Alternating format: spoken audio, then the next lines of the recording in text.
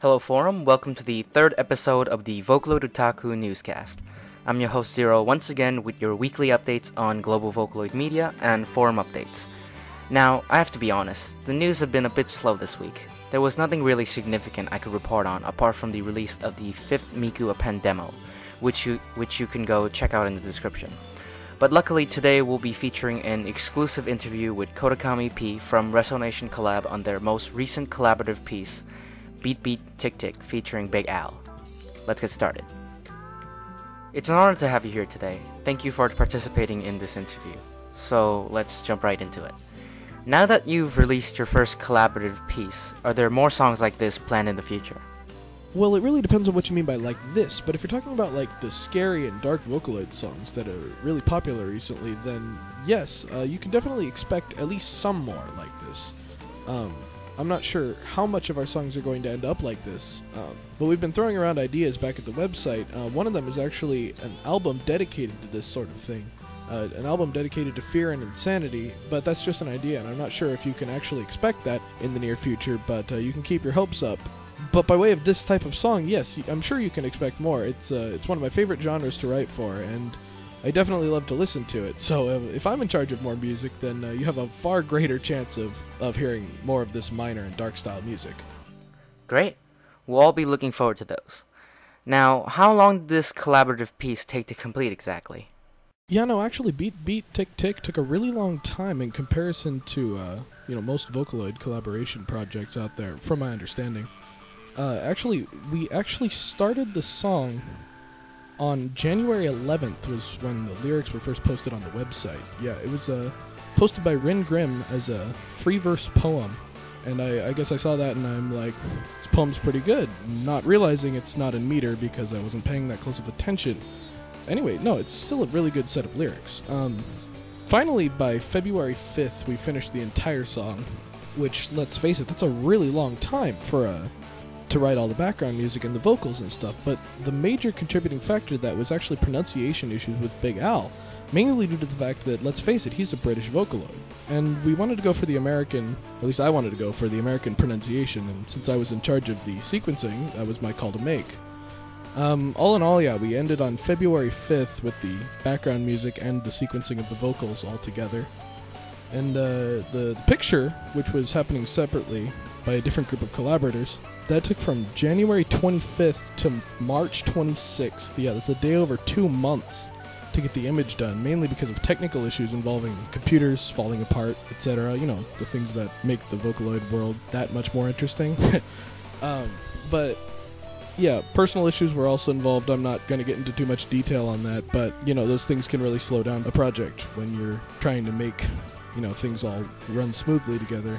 After that point, we started recording our voices for the cute little intro sequence that P made for us. And that intro took us until April 2nd, which was actually the day of the upload. And I got the video from Kentai. I actually downloaded it from YouTube. Didn't wait for him to send it to me because, I wanted to get it up that day. I've been waiting a long time. So I used a handy-dandy Windows Movie Maker to add the subtitles, and I tweaked a little bit on the image. I added that the little doorway shadow thing and the words beat, beat, tick, tick. And just tacked on the intro sequence to the beginning. And we had our song finally up. So altogether, that was 2.5 months of creation, if you're not counting the downtime that we suffered because of technical difficulties. Yeah, it did take us a very long time to make that song, but you have to keep in mind that this is our first song and we're still getting used to the collaboration process. It's not as easy as it would seem, but then again, it's not as hard as I first imagined it would be. It's actually a really fun thing, and I would encourage all of you to try it. It's something that you can't achieve when working by yourself, so yeah. Oh wow, the time and work really showed through in the piece. I'm impressed. Where did the inspiration come from? I can't say I actually know where the inspiration came from. That's more of a question you could ask Rin Grimm herself sometime, but I do know that the song itself is about somebody, played by Big Al, is about somebody who's slipping into insanity through a nightmare. It's a pretty creepy song if you think about it, but it's actually part of a brilliant scheme we're hatching to make the public image of Big Al into that of an insane man. No, I actually made that up.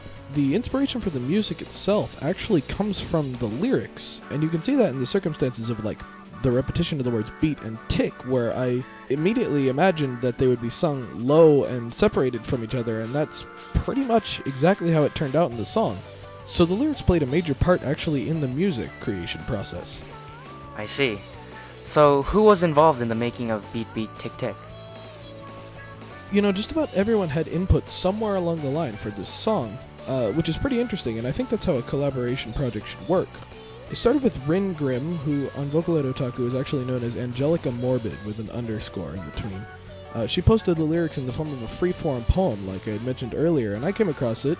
My Vocaloid Otaku username is Kodakami, and I wrote the melody for it and the background music, and by extension I also did the sequencing for Big Al. And then Melodicanth, who on Vocaloid Otaku has the same name, Melodicanth, and Koyami-ora, who has the same name on Vocaloid Otaku, they were both working on their own contributions for the song art, and we wanted to choose the better between them, but Kya, that's what we call her, Koyami-ora, had technical difficulties, which left Melodicanth's idea as the default choice, because she couldn't continue her work. So Kya actually ended up helping spot check the image as it is, so they both had input for the song's final art. P was the one who threw together and designed the entire intro sequence, and in the end I threw everything together and posted it onto YouTube, so I think everyone pitched in, except for maybe two of us, and that's how I really think it should be, you know, with a collaboration project like this. That's some good teamwork there. Right. And my final question is, why Big Al? Were other Vocaloids considered? That's actually a funny story, believe it or not. We did choose Big Al for one overarching reason, and that was mainly the fact that that's the only Vocaloid we have among all of us. Yeah.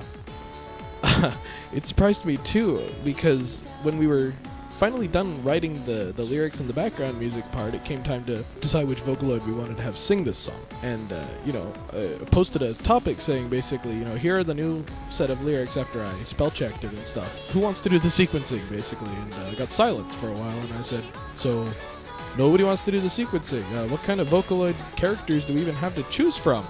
And I got some more silence. Later we discovered that the only person who actually owns a Vocaloid is me, and I own Big Al, but now we're working on that problem. Saving up to go buy some more for our collaboration process. That did take us by surprise, though, so yes, I'm sure other Vocaloids would have been considered, but we really didn't have the time to consider them.